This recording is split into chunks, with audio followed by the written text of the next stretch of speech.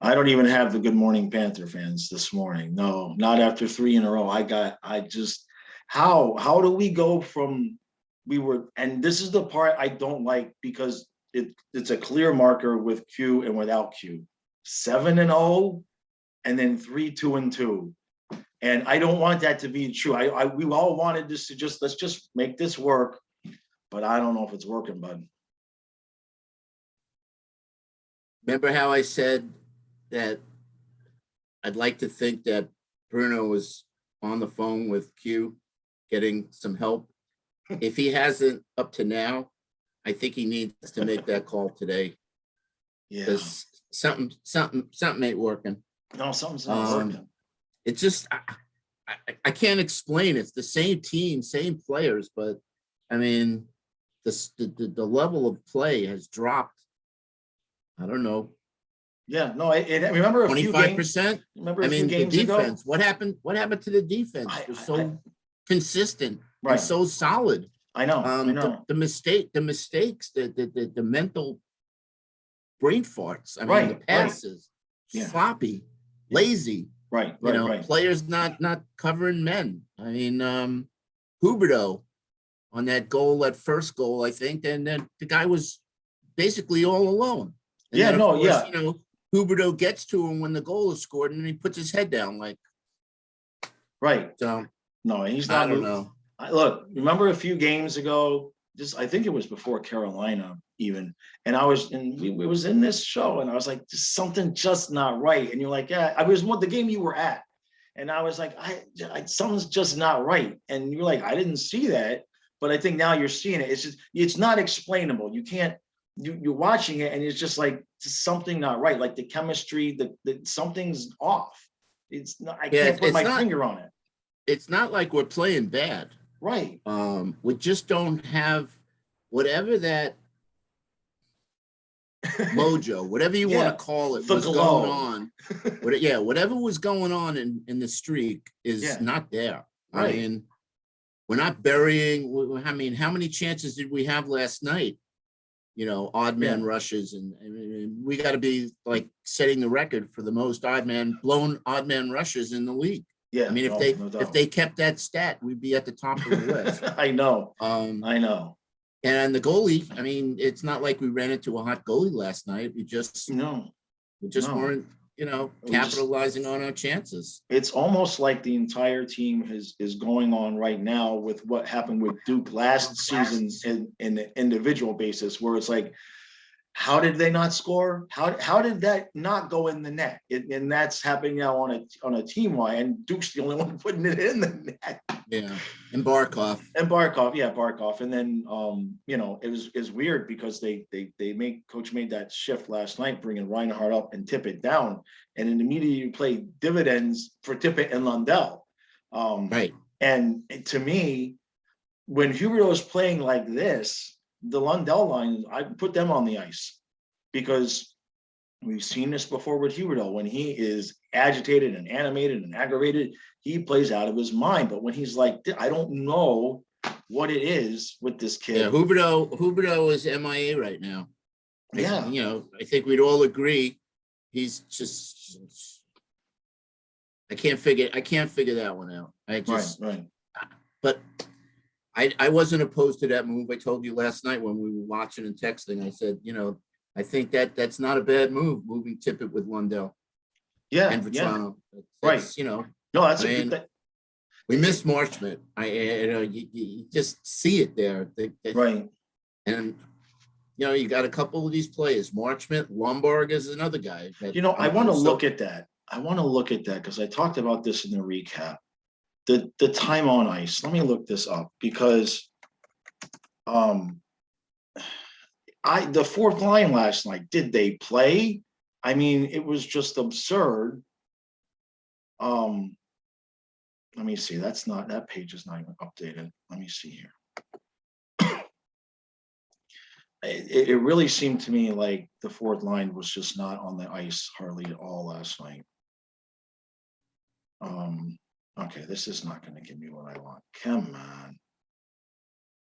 You gotta love Lombard, man. He's just a spark plug. Every time he's on the ice, Mammon hasn't really shown me anything in like the 2 or 3 games that he's played. Yeah. So I'm happy that move was made. And I thought that line at Luosterainen is he's definitely been impressing me. Right. I'm having trouble finding it for some reason. All right, no biggie. Yeah, they didn't play. Big, they didn't play a lot. Yeah, I cleaned all my cookies off of the computer yesterday, so now everything that was preloaded there for me is I don't want to do it right now. Yeah, they didn't play a lot, and I mean, because that was you got E2, you got Lomberg on that fourth line, and that's a big difference between Q and Burnett. Yeah. Burnett is, I don't know whether he's not sticking with the plan, which is to roll the 4 lines. It seems like, I don't want to use the word panic. I want to use the word, I don't know, but I don't know why he's shortening the bench. No, it's a tie game. Who knows what effect it's having, having the Barkovs of the world, play those extra minutes. Right. No, and I said it last night. The solution to this is not playing Barkov 30 minutes a night. We already did that. We already learned that lesson. But then that still doesn't account for, okay, we could talk about the defense with Ekblad and Uyghur, and then how in the hell does Connaughton, he was supposed to be in the game, and then at the last minute, what? I know. I don't have the answer for that. That's something, maybe I'll reach out to George and see if he's got any info on that. But I was surprised and disappointed that, Connaughton was not back in. Right. And Carlson didn't play bad, but I like Connaughton and Montour. And I really like Montour's play. Yeah, no, I really do. People that said, "Why did we get him?" Blah blah blah. I think you were in that. Yeah. You were one of those, and I said that I like the kid. I like him a lot. His play is very dependent upon his partner, which is why I like him with Connaughton. Then that way he can kind of go a little bit extra, and he knows there's somebody back there. But then that brings us to Ekblad and Uyghur, which the two of them are the same mindset, and that's offense, and you can't have that. Right. One guy's got to be back, and Ekblad, the last couple of, what happened to the Norris Trophy candidate Ekblad? I don't know. I just he got beat a couple of times last night. He made poor decisions. Right. I don't know. No, I can't figure out right now. We're in a Jekyll and Hyde situation, and the only one that's been consistent is Bob. And to me now, hats off to Bob, because if not for Bob, it would have been a slaughter last night. Yeah. It looks mental to me, because there was a sequence before the live stream ended where Ekblad missed, couldn't hold the puck in at the line, and then kind of fumbled it around and actually had it stolen from him. He looked like Yandel for a minute. He couldn't hold the puck in there at the line, and then he was fumbling with it. He got it stolen, and then the Penguins came down the other way, and it looks like that pairing that it's mental. That I think to what you're saying is that one guy's got to know that his job is to stay back while the other one goes, and they're both trying to go at the same time. And I had a bunch of comments on the last video, and I'm starting to like your idea about maybe an Ekblad Forsling pair, and then move Uyghur down, Uyghur Gudis. If Uyghur, if Uyghur's going to be offensive minded, we got to get him with somebody that is going to stay back a little bit. And I don't want that, I guess in the Ekblad Forsling pair, Forsling would be the one staying back too, as well, for the most part. But it's not working. It's not working like it was. So and that's the biggest thing is if I'm Samuelson, I'm sitting down with those two guys and I'm just going over video and just showing them all the mistakes that they're making. And like I said, I think both of them they always have offense on their mind. I know Uyghur, I mean, since he became the man last year, and kind of took the team on his shoulders, I think he still has that mentality, because almost every shift he's trying to be Bobby Orr and, rush the puck. Right. It's great that he's, got that, offense minded but mentality. But the bottom line is he's a defenseman, and they've been caught. They've been caught a number of times where they have to rush back, and I don't like what I'm seeing. But I will circle there to because I talked with Owen Krebs a lot, the kid that does the Pittsburgh Penguins recaps, and what we're seeing with Ekblad and Uyghur in that sense. I think it's coaching, because Matheson went to Pittsburgh and they've coached him to know when to go and when to stay, and he's a completely different player now than he was, and all it took was getting coached somewhere else. Yeah, I want to hear what did that kid say, because we obviously don't watch him anymore. So what is he saying about him? The fans are happy with Matheson. He, and the times I've seen Matheson play, he doesn't look like the same player that he was with us. I mean, last night he was up on the top with Letang, and he didn't do anything egregious last night that I saw, and he would almost got a goal that would have won the game for him and everything. So, and whatever it was that he needed to hear to learn how to stay and when to go, somebody in Pittsburgh got it. And somebody in Florida still can't figure it out. None of us ever denied that he didn't or doesn't have a lot of talent. Right. And I think, and obviously, you're right. I mean, if he's playing, I didn't see any,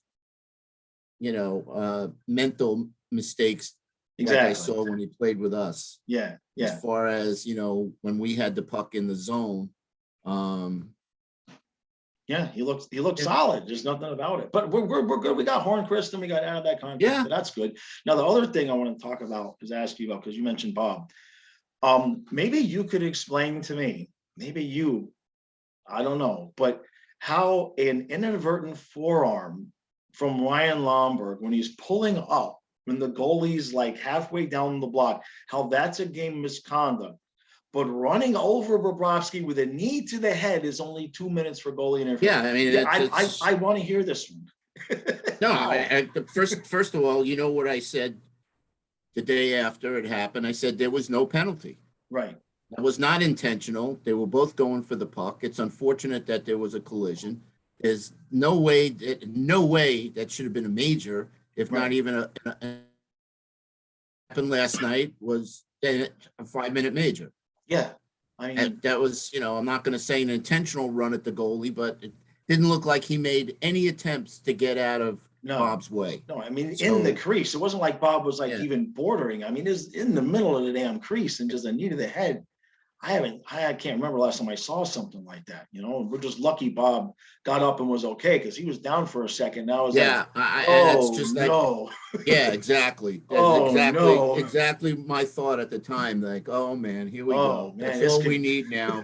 Right. Spencer Knight's coming in the game. He's so let's thank the heavens for Bob being okay. That's the NHL and the refs, man. You just look at other games going on and you see so many infractions that, I mean, look how many times Tom Wilson has got away with, stuff. Right. Where, I mean, was it like 2 weeks ago? I sent you little clips that knee where he stuck his knee out. He stuck his knee out in the back of the other guy's knee. Yeah. Yeah. And then it just, I know. What can I tell you? We could talk about NHL officiating, all day long, but we really haven't been screwed over too bad this year. No. It's been, I mean, you see things that are equally bad. It just, that was, I can't believe that was 2 minutes. That part I could not, how? I don't understand, so. Well, all right, well. A power play in overtime Yeah, I know. You need to bury that. And Yeah, you know, in the again, overtime play, let's talk about that for a second, because we saw this in the last game too. They are really being passive in overtime. The other game, it looked like, remember when Barker was exhausted and they were skating around and he was like, oh, we're just playing for the shootout. Kyle was watching with me last night. He's like, I think they're playing for the shootout again, because they're just circling around. They're just like lackadaisical. They're not being aggressive at all. It's like they're yeah, playing afraid to lose. yeah, that's the key to overtime. Yeah, that's the key to overtime is, attack, Yeah. break up the opposition's play and then move down and move, right. But the worst thing for us is a shootout. Oh yeah, I know. Forget about the fact that I hate the shootout. Yeah. We're not good at shootouts. No. I think they said we haven't won a shootout since January last year. No, it's been bad.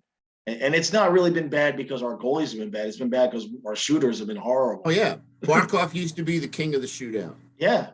He now scores maybe 1 out of 10 times. Maybe. Yeah. Huberto, I mean, he got one last night, right? I don't know whether I don't know whether the goalies just have studied these guys and Barkov used to have all those creative moves, this and that. Right. But just like the game against who was it? What was the game that we lost Boston. The other day? Wasn't it Boston? No. Just what was it? Just the other night where we had, like I said, there were 3-week shootout attempts. We played the Rangers. Was it the Rangers or the Devils that we lost in the shootout? No, Devils was it was the game before. I don't know. Whatever. Yeah. It was like all three. It was I think it was the Boston game. We lost in the shootout. Huberto and Tippett. Yeah. And they all made those weak shots. Yeah. I forget which game it was, but I just whatever. And I think, putting Hornquist out there wasn't a bad move.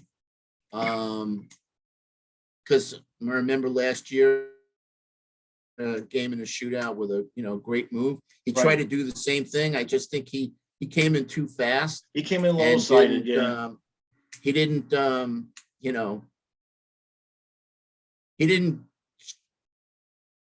didn't shoot.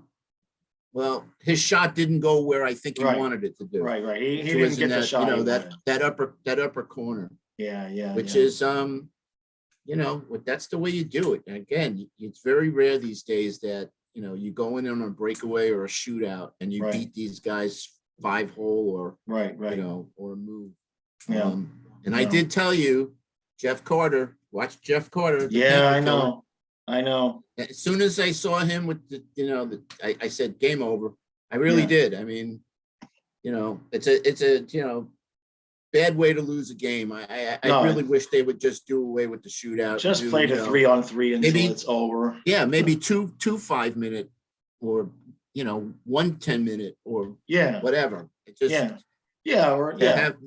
all right, enough on that. On that subject. I know. All right, bud. You got anything else? Lundell. Yeah. Lundell. It's unfortunate that Lundell is not, packing up the goals because he's the rookie of the year. And the kid's phenomenal. Yeah. But unfortunately, he's not going to win it unless he has, 20 goals. I mean, they go by, scoring. Right. They don't really go by how good the player is. But can't say enough good things. The kid is definitely living up to expectations and then some. Absolutely. And to be honest, like I said about, Tippett being moved down, it's gonna, if you're calling the lines by centers, it soon will become questionable if Bennett is the second line or Lundell is the second line. It doesn't matter. It doesn't matter. No, but all I can tell is playing with him is going to be happy playing with him. I mean, Reinhart played with him. Reinhart did good. Right. I mean, the great thing about that play last night, if you watch the replay, is forget about the saucer pass, which was like, made it look easy. It was what he did to get the puck into the zone, how he beat the Penguin. Right. You guys will have to, watch the replay and see what I'm talking about. But just that play alone was great. Yeah. But another 3-4 inches to the right. Yeah, I know. And we tie that the shootout. I mean, he had Jerry beat on that. Yeah, he just had him unfortunate. Just unfortunate that it hit the post. Right. So, and that's the kind of stuff that's not falling for us now that was falling during 7-0. I mean, obviously there's some puck luck involved. Real quick before the offside goal. Yeah. So that was a great goal. I mean, I know, and it's. I knew I knew. Oh boy, I knew it was offside right away. Yeah, and I knew I texted you as soon as they. Yeah. It was before the review. You knew it. Yeah, I said they're gonna challenge it and they're gonna call us back because it was a really nice goal. What was it? 4 minutes left in the game. Yep. I know. So I know. Yeah, we're not getting the puck. The puck luck that we were getting. So anyway, so we got one question for you. Your opinion. How long, if this continues, how long do you think before they make a move outside? I don't know, and I don't know who they can bring in. Right. And that might be the. Again, I don't like any of the coaches that are out there. Again, to me, retreaded tires. Right. If they bring Tortorelli in, that's a disaster. I hate that guy.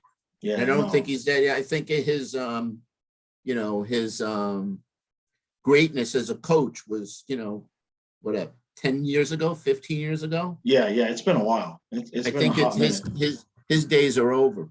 But I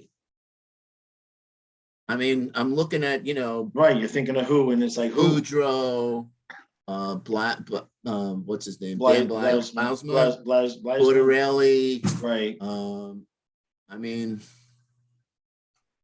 who would be the proper fit for this team? That's the hard question. That's the tough question. It just sucks. It just sucks that somebody commented on one of our last videos to make Moeller the coach. I don't think Randy. Yeah, no, not per our last conversation we had with him about living the dream. I don't think he's interested. Yeah, I want Randy to get back into the get back into the broadcast booth. Definitely miss his take on the games. Yep. I don't know. It's a tough situation, really, and I know everybody's down on him right now because obviously the results are in the in this. There's some questionable lineup moves he's made, and I think that more than anything, when you make questionable lineup moves and you start losing, it's hard to not look at the guy making the moves. You know what I mean? Yeah, it's all line matchups. Right. Right. And I don't have the time on ice too. Let's take it. Let's see another 3-4 games down the road. Right. I'm not feeling a warm fuzzy about tomorrow. No, neither am I. Neither am I, because I have a feeling limping. Tampa is going to want to. They're going to smell blood. They're going to smell a 4-point swing. Something tomorrow. They're going to take no prisoners. So if we're not prepared to play, we're going to get blown out tomorrow. Yep. Yeah. So I unfortunately, it has to be said. These guys. No, I know. Yeah. No, I really thought last night was going to be the game to stop the bleeding, but they played better. Right. And they almost, I mean, if it wasn't offsides, they almost got it done. And that's the thing where you just, you want this to work. You know what I mean? We want this to work. So you're just trying to grasp it. All right. Try to take the positives where you can. I mean, they got a point, whatever you want to, on the road. Okay, fine. That's fine. If we just won, if we just got 3 points out of the last 2 games, then you get a point at Pittsburgh and you go, okay, you move on. But when it starts, this is 3 in a row now, and then you got Tampa, and we've got to find a way. we have to come out like our asses are on fire and find a way to get 2 points in. Yeah, I just don't. I don't understand what happens in a matter of days where we go from this dominant, confident, we can beat the world team to a team that looked average. And you know, again, Huberdeau Bennett go in on a 2-on-1. Basically, was it a breakaway or I don't know. They were by themselves. They were by themselves. Yeah, I think it was a shot on goal. It was a partial breakaway. And what is Huberdeau? He's got a shot, top shelf corner, blast it. Or shoot it off the pads and let Bennett get the rebound. No, he tries to pass it and it's blown. Right, I know. Those are the plays that infuriate me. You need both, brother. And the power play. How many times does Huberdeau have what looks like a shot attempt with Hornquist in front, screening the goalie? I know. And he passes. I know, and he passes it. I know. It's maddening. Because when he does shoot, he's got a good shot and we score goals. And then he gets all excited and you think, all right, he's going to figure it out. And he don't figure it out. I've never seen a more Jekyll and Hyde player that I can remember than Jonathan Huberdeau. Because when he is full on, he's the best player on the team. In terms of so that's not the coach. That's not the coach's fault. No, I get it. That's on the players. So we could, point fingers and blame the coach for some things. For some things, right. But at the end of the day, it's the players that are on the ice that play the game. Yeah. You can't blame Burnett for, a decision by Huberdeau to pass up what's an unbelievable scoring opportunity. Right. So I know. Anyway. All right. Well, listen, again, we're still 10-2 and 10-2. Right. No, we're still that's the thing. It's like, okay, that's it. That's enough. That's enough. We don't have the luxury of giving more points up. I don't know. We don't have to go 7-0. Let's go hell. I mean, just give me like 4-2-1 every 7 games, and we're practically President's Trophy material there. We don't have to go 7-0, but this has got to stop. This has got to stop. That's for sure. So, all right, bud. Let's hope. I said, I never want to be negative, but if I was ever feeling uncomfortable of going into a game, it's tomorrow night in Tampa. Yeah, it's there. I'm really worried about a blowout, and I really hate saying it. Right. I got to be honest. They got to tighten up, and they got to tighten up quickly, or there will be. And then Bob or no Bob. Right. Yeah. So no. Okay, bud. We will chat again after the next one.